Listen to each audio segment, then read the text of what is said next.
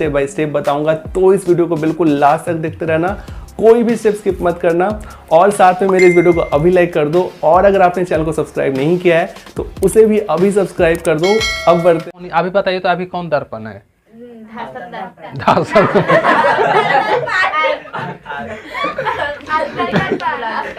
अरे लड़की लोग कोची बोल रही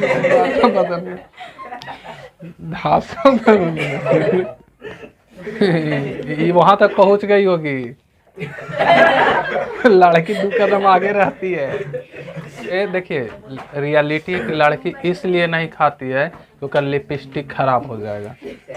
समझ में बात आ रहा है? तो उस आप खाए में इससे पहले हम आप लोग के पढ़ा दिए थे कि दर्पण क्या है और दर्पण से होने वाला परिवर्तन क्या है, ये हम पढ़ाए थे।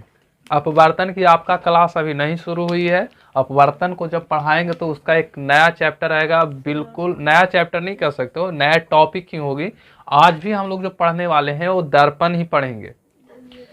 और दर्पण से जब परावर्तन हम पढ़ाए थे तो एक बात आपको बताए थे हम कि दर्पण पर जो किरणें आती है उसको आपतित किरण बोलते हैं, और टकर करके जाती है वो परावर्तित किरण, और टकर करके लौटना ही परावर्तन कहलाता है। नहीं, टकर करके लौटना। तो आज हम लोग दर्पण को देखते हैं, ठीक है। देखिए, दर्पण को अगर देखा जाए तो दो तरह का होता है, एक गोलीय दर्पण होता है, एक समतल दर्पण। आप केवल दर्पण को अगर देखेंगे दर्पण, तो आपका दर्पण दो तरह का, एक आपका गोलीय दर्पण और एक दर्पण जो होता है वो आपका समतल। एक गोलीय दर्पण और एक समतल दर्पण। सुनिए, अब इस गोलीय दर्पण को अगर आप डिवाइड कीजिएगा तो ये दो तरह का होता है, ठीक है। एक आपका एक गोलीय दर्पण में जाएगा तो एक उत्तल और एक होगा आपका अवतल, अवतल दर्पण। आप देखिए, इसी गोलीय दर्पण यानी कि स्फेरिकल मिरर को हम लोग को पढ़ना है। अब गोलीय दर्पण में आप देखिए तो आपका दो होता है, एक उत्तल दर्पण होता है, उत्तल दर्पण, और एक आपका होगा अवतल दर्पण, ठीक है। तो फर्स्ट ऑफ ऑल हम लोग समझते हैं कि उत्तल दर्पण क्या होता है, उसके बाद अवतल दर्पण क्या होता है। देखिए, सुनिए, उत्तल दर्पण को उठल दर्पण बोलते हैं, और अवतल दर्पण को धसल दर्पण बोलते हैं, ठीक है।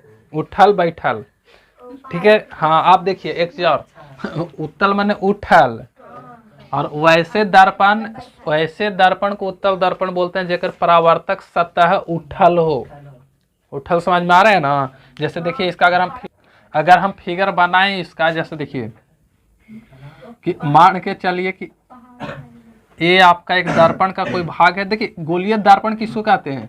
तो गोलीय दर्पण जो होता है ना, वो किसी गोला का एक हिस्सा होता है, किसी गोला का एक हिस्सा होता है, और उसी हिस्सा को हम लोग गोलीय दर्पण बोलते हैं। और दर्पण बनाने के लिए एक भाग को राजतित कर दिया जाता है, यानी कि पेंट कर दिया जाता है। तो मान के चलिए कि ये आपका गोलीय दर्पण है, ये वाला हिस्सा आपका पेंटेड है, मतलब कि राजतित है। अब इसको ध्यान से समझिएगा। अब यहाँ से आपका कहानी शुरू हो रहा है जो बिल्कुल आपके लिए नया होगा। ये वाला हिस्सा को आपको पेंटेड पार्ट बोला जाता है, यानी कि राजतित, ठीक है। और इधर अगर हम पेंट कर दिए तो प्रकाश इधर से ना आएगी, और इधर से प्रकाश आएगी तो ये वाला हिस्सा से टकर करके इधर लौट जाएगी। तब प्रकाश का आ करके लौटना प्रकाश का परावर्तन कहलाता है। लेकिन यहाँ पास क्या हो रहा है कि जो परावर्तन हो रहा है वो किससे हो रहा है? गोलीय दर्पण से। और गोलीय दर्पण से अगर परावर्तन हो रहा है तो इसे हम लोग बोलते हैं गोलीय दर्पण से प्रकाश का परावर्तन। तो गोलीय दर्पण में ये वाला हिस्सा जिधर से प्रकाश आ रही है वो वाला हिस्सा आप देखिए इधर उठल है, उठा हुआ। तो वैसे अगर कोई पूछ दे उत्तल दर्पण किसको कहते हैं, तो वैसे गोलीय दर्पण जिस दर्पण का परावर्तक सतह बाहर की ओर उभरा हुआ है, यानी कि बाहर की ओर उठल है, तो उसको हम लोग उत्तल दर्पण कहते हैं। यानी कि उत्तल दर्पण का अगर डेफिनेशन लिखूं तो क्या हो जाएगा कि ओवैसी गोलीय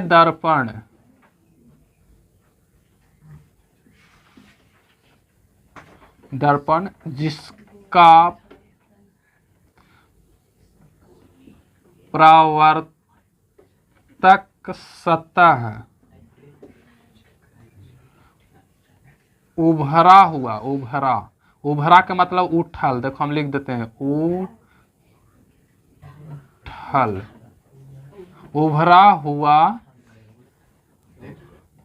होता है, इससे हम लोग क्या बोलेंगे, उत्तल दर्पण। अब एक चीज समझिए यहाँ पास कि यहाँ पास देखिएगा तो ये दर्पण है, तो ये ऐसे ऐसे अगर मिला दोगे तो ये गोला का निर्माण कर लेगा, और जब गोला का निर्माण कर देगा तो सोचो तो कि इस गोलीय दर्पण को अगर ऐसे करके अगर देखा जाए, जैसे इसको आप इधर समझिए थोड़ा सा में कि ये वाला हिस्सा आपका गोला है कि नहीं है, स्फीयर है, तो अगर इस गोला को अगर हम यहाँ से काट करके यहाँ से निकाल दें, ये वाला आपको झाँक करके दिखा देते हैं, जैसे ए वाला हिस्सा अगर हम झाँक दूं तो बताइए तो कि ए वाला आपका गोला का एक भाग नजर आ रहा है कि नहीं, तो यही भाग को ना ऐसे ऐसे पेंट कर दीजिए तो ये आपका क्या हो जाता है, गोला गोलीय दर्पण बन जाता है। तो गोलीय दर्पण में अब ये डिपेंड करता है कि आप पेंट किस हिस्सा को कर रहे हो, आप पेंट किस हिस्सा को कर रहे हैं। अगर जिस हिस्सा को पेंट कीजिएगा, और ये देखिए कि जिस हिस्सा को हम पेंट कर रहे हो धसल है कि उठल, तो अगर धसलका के पेंट कर दो तो उठलका दर्पण बन जाएगा, अगर उठलका के पेंट कर दोगे तो धसलका बन जाएगा, एकदम सिंपल। यहाँ पर देखोगे तो ये आपका क्या है, गोला का केंद्र होगा कि नहीं, तो इसको अगर हम मिला दें इस तरह से तो इसका कहीं ना कहीं केंद्र होगा, मान के चलते हैं कि इसका केंद्र यहाँ है, ठीक। तो यहां से एक मेन एक्सिस को मिलाइए इसको से, समझिए कि अब यहां से देखिएगा तो इस जहां इस दर्पण को ई अक्ष काटता है, इसको हम लोग बोलते हैं पोल, इसको P से डिनोट किया जाता है, P माने पोल, ध्रुव, और इस एक्सिस को बोलते हैं प्रधान अक्ष, प्रिंसिपल एक्सिस, प्रधान अक्ष, और सारे के सारे दूरी मापा जाता है प्रधान अक्ष से, मतलब कि प्रधान अक्ष पे मूल बिंदु से। तो अब बताइए कि यहां से यहां तक की जो दूरी होगी, यहां से यहां तक की दूरी होगी, इसको बोलते हैं त्रिज्या। आपको पता है कि यहां से यहां जब जाएगा तो एकरा क्या बोलेंगे, त्रिज्या बोलेंगे। तो त्रिज्या बोलेंगे तो यहां से यहां जो हिस्सा आपको दिख रहा है ये हिस्सा को त्रिज्या ही बोलेंगे, लेकिन एकरा एक स्पेशल नाम पड़ जाएगा वक्र त्रिज्या, वक्र, हाँ वक्र त्रिज्या। मान के चलिए कि यहाँ पास ये आपका P है, इस बिंदु का नाम क्या हो जाएगा P, और ये आपका मान के हम चलते हैं C, ठीक है। तो P से C यानी PC, PC आपका क्या कहलाएगा, वक्र त्रिज्या PC, ठीक है। और इस C को बोलते हैं वक्रता केंद्र। ऐसे भी यहाँ देखिएगा तो एक नाम कोची होता है, केंद्र होता है कि नहीं, तो एक पहले आप खाली लगाते हैं वक्र वक्र वक्र वक्र, तो वो आपका वक्र केंद्र हो जाएगा, इसको क्या बोलेंगे, वक्र केंद्र, ठीक। अब एक करना क्या है कि इस C और P के आधा कर दीजिए, C और P के आधा तक, कहीं ना कहीं पॉइंट होगा ना जो इसको आधा करेगा, तो आधा मान के चलिए यहाँ पास हो रहा है, तो इस बिंदुआ को बोला जाता है एप, या इसको बोलेंगे फोकस, फोकस, ठीक है, इसे क्या बोलेंगे एप, और इस एप को बोलते हैं फोकस, और या इसको फोकस को ही बोला जाता है मुख्य फोकस। और जब देखिए एक चीज और समझिए कि जब लेंस पढ़ाएंगे ना, अभी तो हम दर्पण पढ़ा रहे हैं, जब लेंस पढ़ाएंगे तो ओकरा में दूधू को चलता है, तो दूधू को चलेगा तो उसमें कुछ गड़बड़ होगा, ठीक है। तो इसीलिए उसमें आप थोड़ा सा संभाल करके बैटिंग कीजिएगा, लेकिन पूरा कंसेप्ट आपका सेम रहेगा, ठीक है। और ये जो दर्पण है, ये दर्पण का ए वाला हिस्सा आपका दाईं साइड होता है, दायां, इधर आपका क्या हो गया राइट, और ए वाला यहां से इधर ये वाला जो हिस्सा है आपका, ये आपका लेफ्ट, ठीक है। तो जब भी वस्तु को अगर किसी लाइट स्रोत होगा तो एक वस्तु ये होगा, तो उस वस्तु को आप जब भी रखिए तो दर्पण के लेफ्ट में रखा जाता है। ये नियम होता है, जब अंकित बनाओगे तो आपको पता चलेगा कि हमेशा वस्तु को दर्पण के लेफ्ट में रखा जाता है। तो यहाँ पास अगर आप रखिएगा, मान के चलिए कि कोई कैंडल है, ठीक है, तो जाहिर सी बात है कि यहाँ से जब प्रकाश आएगा ना, ये प्रकाश तो ये वाला हिस्सा पर आएगा, तो एकरा बोलते हैं, ये वाला जो हिस्सा होता है इसको बोलते हैं परावर्तक सतह।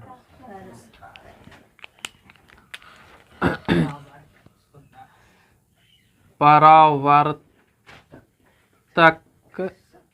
सतह, ठीक है, यहां तक कोई दिक्कत? अब समझिए कि ये परावर्तक सतह तो लाइट को रिफ्लेक्ट कर देगा, लेकिन जब लाइट रिफ्लेक्ट होता है तो उसका कुछ नियम होते हैं। सब लाइट मतलब लाइट जिधर बन उधर तुम लोग की तरह बेवड़ा लोग की तरह नहीं है कि जाने मन होने चल जाएगा। ये नियम कानून को पालन करता है। ऐसे कहले जगह जगह महादेव। अरे पता नहीं, लोग घारे मौका ले लो 1 घंटा एकदम सोचे के, एक टाइम टेबल में आप मिला लीजिए कि हमारे 9 से 10 सोचे के टाइम, कोई डिस्टर्ब नहीं करो, एकदम गुफा में बैठ जाओ, कोई नहीं, सब क्लियर हट रहे। अब देखिए यहाँ देखिए, यहाँ अरे यहाँ देखो, हाँ खाली बस टुकुर टुकुर देखते रहो, ठीक है। यहाँ तक आपका परावर्तक सतह तक क्लियर हो गया। अब यहाँ से यदि लाइट को आप रिफ्लेक्ट करवाइएगा, यानी कि परावर्तित कीजिए, तो नियम कानून को पालन करता है, और नियम कानून को पालन करेगा तो अगर कोई लाइट है और इस प्रिंसिपल एक्सिस के समांतर आ रहा है, ठीक है, तो वो एफ से गुजर जाएगा। तो एफ तो आपका इधर है, इधर थोड़ा ना है, आपका एफ इधर है, तो हम मान के चलते हैं कि एफ यहाँ होगा और इधर से इधर निकल जाएगी, ठीक है। तो जो भी किरणें होती है, जो भी किरणें होगी, अगर उपप्रधान, इसको हम नियम जब पढ़ाएंगे तो आपको बताएंगे कि प्रतिबिंब, देखिए प्रतिबिंब एक, हमेशा एक चीज याद रखिएगा कि प्रतिबिंब जो होता है ना, जहां पास वो काटता, प्रतिबिंब किसको कहते हैं, देखिए एक चीज यहाँ समझिए कि अगर हम लाइट बुता दूं, केवल एक लाइट को अगर इसको जला दूं, तो आप सोचिए कि इधर से लाइट मारेगा तो इसका पंचहुरिया इधर बन जाएगा। अभी भी देखो कुछ बन रहा होगा, देखो बन रहा है यहाँ, तो अगर कुछ बन रहा है ना, तो यही आपका प्रतिबिंब होगा। प्रतिबिंब माने छाया, पंचौरी हम लोग इसको बोलते हैं, समझ में आ रहा है। इधर तो बन ही नहीं रहा, कैसे बन रहा होगा कि इधर से लाइट करके ये वाला लाइट वाला हिस्सा इधर से जा रहा होगा, देखो इधर से, और दोनों एक जगह पे जा करके जहां मिल रहा होगा वही उसका क्या कहलाएगा, प्रतिबिंब। तो यहाँ भी प्रतिबिंब बनेगा ना, तो लाइट एगो इधर से आन करके इधर से टकार के निकलेगा, एगो आई से निकल करके इधर, जहां दोनों काट जाएगा ना वही उसका प्रतिबिंब कहलाता है। तो प्रतिबिंब भी आप देखिए तो 2 तरह का होता है, एक आभासी होता है, एक वास्तविक प्रतिबिंब होता है। तो आभासी प्रतिबिंब उसको कहते हैं जब रेखाएं रियल में कट जाए, और आभासी उसको कहते हैं जो कटता हुआ प्रतीत हो। कटता हुआ प्रतीत हो मतलब कि रियल में ना काटेगा, देखे में लगेगा कि वो कट रहा है। जैसे आपको देखिए, एक हम दिखाते हैं कि यहाँ से अगर हम इसको समांतर भेजें तो ये तो लाइट इधर ना चला जाएगा, नहीं, और इधर आई बराबर अगर आर कर दें तो आई बराबर आई के अनुसार ये आ जाएगा, ये दोनों आपस में इधर जा करके कट जाएगा। तो इधर कट जाएगा तो रियल में इधर थोड़ा ना कटेगा, दर्पण है तो ये तो लाइट टकार करके भाग जाएगा पीछे, और इधर भाग जाएगा तो इधर काटता हुआ प्रतीत होगा, मतलब कि कैसन, आभासी, इस तरह से होता है। तो आप इसको तो हम लोग पढ़ेंगे कि किसमें वास्तविक बनता है, किसमें उल्टा बनता है, सारे चीज पढ़ना है। लेकिन ये आज आपको समझने के लिए हम बता रहे हैं कि जो उत्तल दर्पण होता है उसका अगर देखिए तो उत्तर दर्पण वैसे दर्पण होती हैं जिसके परावर्तक सतह उठा हुआ हो। अब एक दर्पण में क्या क्या चीजें हो सकती है, तो वो आपको वक्रता केंद्र होती है, फोकस होती है, वक्रता त्रिज्या होती है, रजतित हिस्सा होता है, एक मुख्य पोल होता है जिसको याद रखिएगा पॉल बोलते हैं, पी मैंने पॉल, और पॉल को अंग्रेजी में पॉल बोलते हैं, इसको हिंदी में ध्रुव बोलते हैं, ध्रुव। और एक परावर्तक सतह, एक चीज और इसमें सबसे बड़ी बात कि एक द्वारक होता है, द्वारक। अब द्वारक क्या चीज होती है समझिए, ऐसे भी हम लोग द्वार बोलते हैं ना, द्वार, तो द्वार मैंने कोई चीज जेकरा में आदमी आ जा सकता है, जितना में आ जा सकता है उसको दरवाजा, जैसे आपके सामने वो दरवाजा है तो दरवाजा मैंने द्वार है, तो द्वार लगता है नहीं, चलो द्वार लग लो पहले तब नाश्ता पानी होगी। बाराती में सबसे भयंकर लफड़ा होता है। हम तो यही सोचे, तू तो औरे कहीं सोच ली। ये वहां तक पहुंच गई होगी। लड़की 2 कदम आगे रहती है।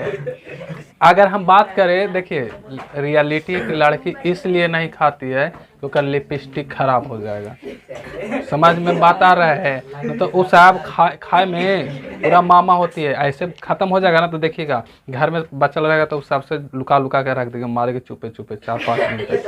और वहाँ खाइबे नहीं करिए, इतना इंसान है, हमको पता नहीं है। देखिए सुनो, लिसन, चलिए आप देखिए इसको।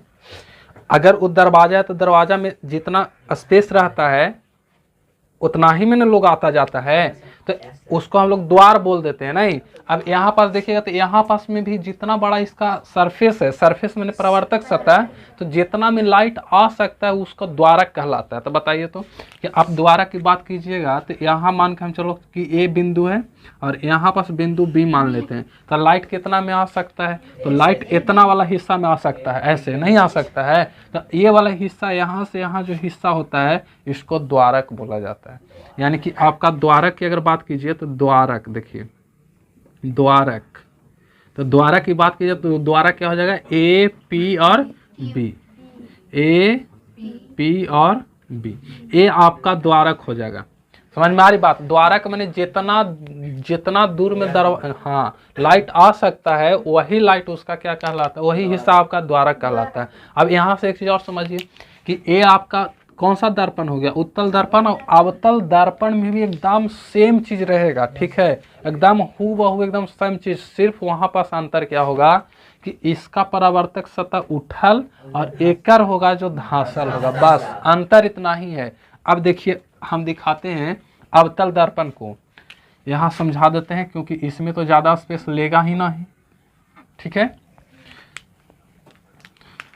अवतल दर्पण पहला ये आपका हो गया, दूसरा अवतल दर्पण, ठीक है। देखिए अवतल दर्पण की आप बात करते हैं, इसको हटा देते हैं, इसकी क्या जरूरत है। अवतल दर्पण की अगर बात कीजिए तो अवतल दर्पण किसको कहते हैं? तो वैसी दर्पण जिसका परावर्तक सतह धंसल हो, मतलब ओवैसी गोलीय दर्पण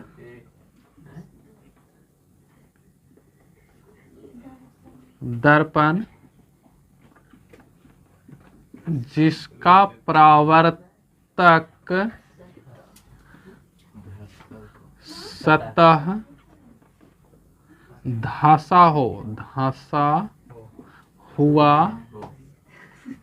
हो, उससे हम लोग क्या बोलेंगे? अवतल। आप समझिए कि धांसल कहे के मतलब कि इसको हम ऐसा बनाएंगे, रुक जा, गलत है।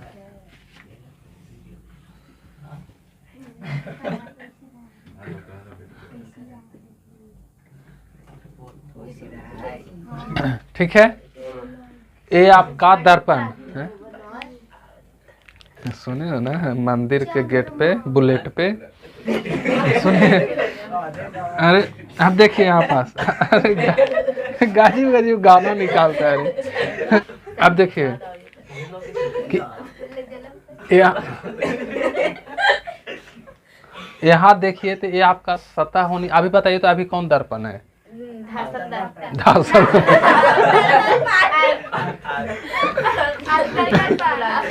अरे लड़की लोग कोची बोल नहीं, धांसल सतह होनी। अभी बताइए तो अभी कौन दर्पण है? धांसल।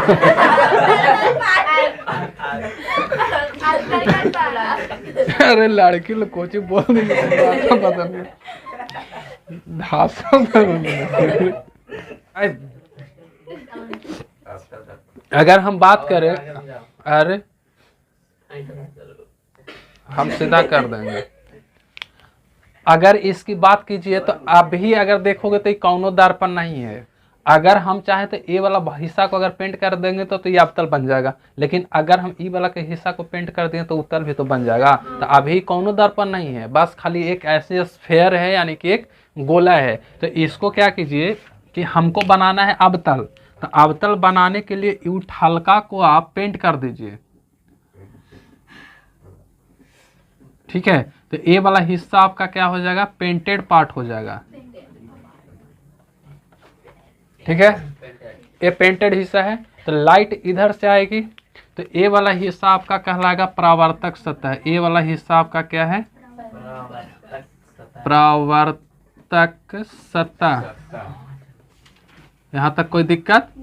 बाकी ये वाला सारा चीज आपको सेम रहेगा, जो ये वाला है वही। हाँ, इसमें एक चीज अंतर हो जाएगी कि इसका इधर से ही गुजारोगे तो ये आपका प्रिंसिपल एक्सिस है, तो इसकी जो सी होगी तो वक्रता त्रिज्या यहाँ ही रहेगा, और इसका वक्रता त्रिज्या बताओ तो कोई नो इधर रख सकता है। अब इधर में है तो इधर त्रिज्या थोड़ा ना बनेगा। अब इसका आधा यहाँ पास होगा तो एफ हो जाएगा, और बाकी ए वाला हिस्सा आपका पी और ये वाला हिस्सा द्वारक। तो ये वाला जो चीज़ आप देखे हैं इसमें सेम चीज़ आपका इसी में रहेगा, लेकिन अंतर सिर्फ इतना होगा कि इसका परावर्तक सतह उठा हुआ एक समझ में आया गोलीय दर्पण क्या चीज़ होती है, ठीक है। अब इसको राइट कर लीजिए।